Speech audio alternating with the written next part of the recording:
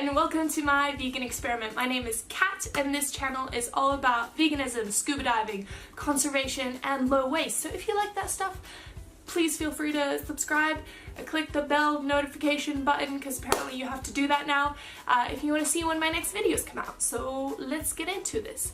Am I a hypocrite for flying? Yes. Basically, here I am trying to do everything I can to go and minimize my impact on the environment. I have gone vegan because of the environment. I no longer use plastic because of the environment. I try and teach people what I have learned along this journey. I create do-it-yourself cleaning products so I don't have to use chemicals. I don't wash my hair so I don't put chemicals down the drain or use the plastic bottles. I buy thrift store clothes, so secondhand clothes, rather than contributing to new products being made.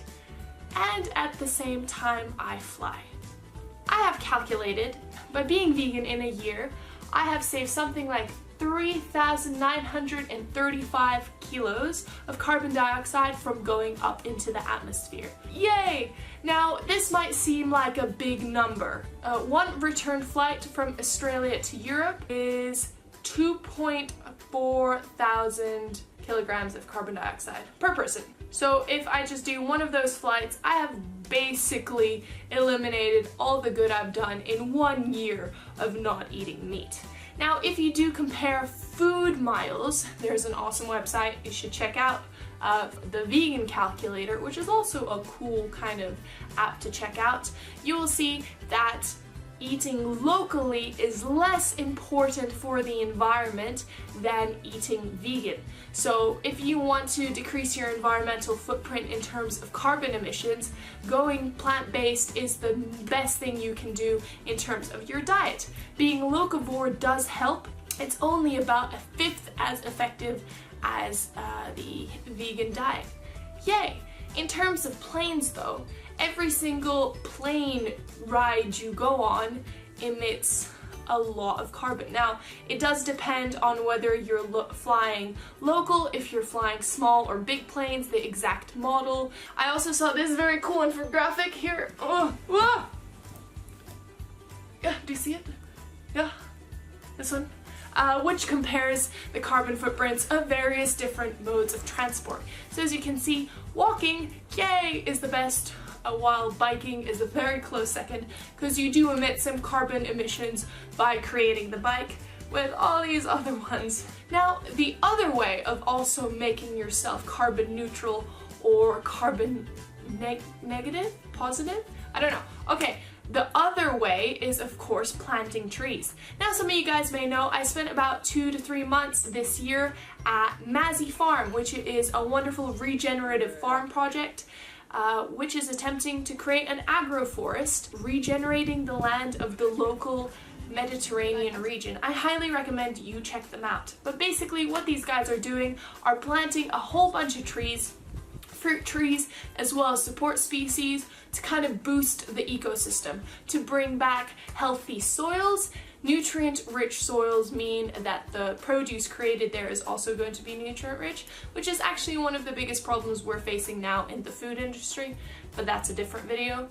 They're planting a lot of different trees that are going to be mimicking the forest ecosystems, so leaves falling to the ground, decomposing, putting carbon into the soil. Now, if you plant trees, consensus right now is that within a 40-year lifetime, a tree is going to sequester 1 ton of carbon dioxide from the atmosphere. So per year, that is around 20 kilograms of carbon dioxide, which is pretty good.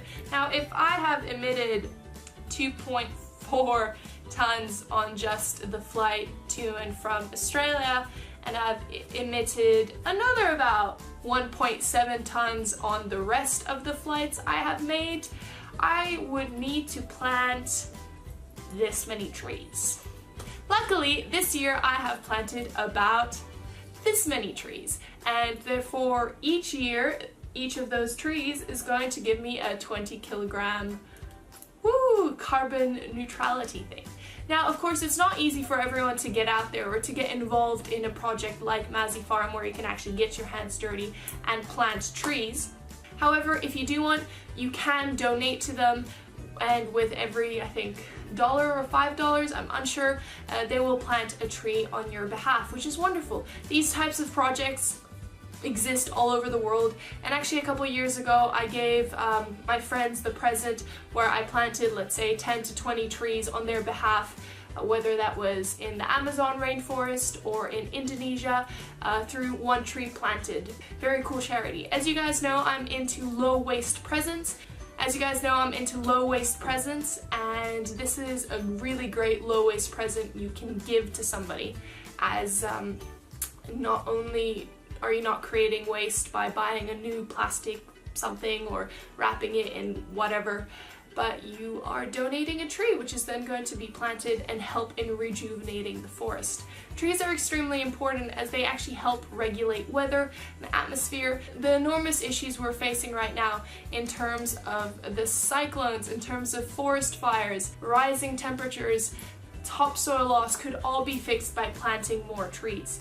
Regenerative agroforestry or regenerative agriculture is truly the future of farming and what we need to do, as it would mean that our food, instead of being carbon negative or, it could actually be carbon positive, and it could be putting more carbon into the ground than up into our atmosphere through the methods and practices used. So instead of tilling the earth and always exposing it to the sun, it would be covered with a layer of mulch, which would then decompose and create that vital cycle. If you guys are interested in regenerative farming, I have written up a whole article about it, which you can check down below, but also Mazzy Farm has great resources. Their videographer Solène is very talented with a camera, and she has been making excellent videos, so check those out. And Natasha, who's the resident biologist, has been writing epic posts about why it's important to take care of our soil and similar things like that. So yeah, check those things out down below. Now back to me being a hypocrite. What are we meant to do?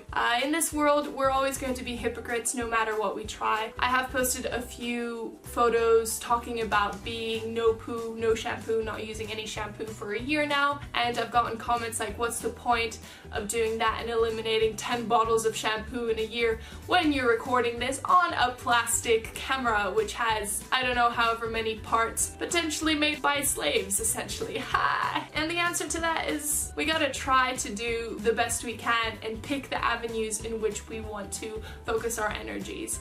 I don't watch the news anymore because I find it terribly depressing, and I have dedicated my life to diving, ocean, and trying to save that little piece of the environment, while my family is tackling more human rights issues.